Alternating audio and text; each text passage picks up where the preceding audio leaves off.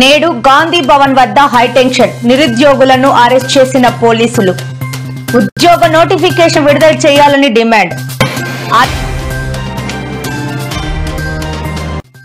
అల్పపీడనం ఎఫెక్ట్ నేడు పలు జిల్లాలకు భారీ వర్ష సూచన వెల్లడించిన ఐఎండీ శాఖ అధికారులు.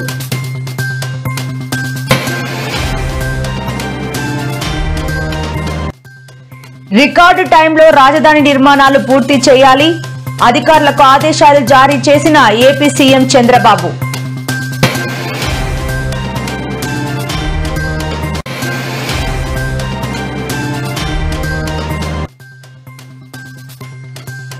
తెలంగాణ ఆర్టీసీలో ఆధార్ అడ్డంకి, ఉచిత బస్సు ప్రయాణంపై కొత్త షరతులు. నేడు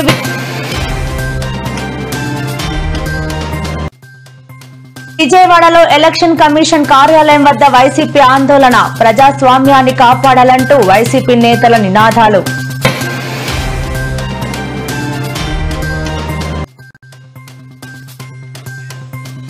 మంత్రి పదవిపై మరోసారి కోమటిరెడ్డి సంచలన వ్యాఖ్యలు, తనకు మంత్రి పదవి ఇవ్వాల్సిందేనని డిమాండ్.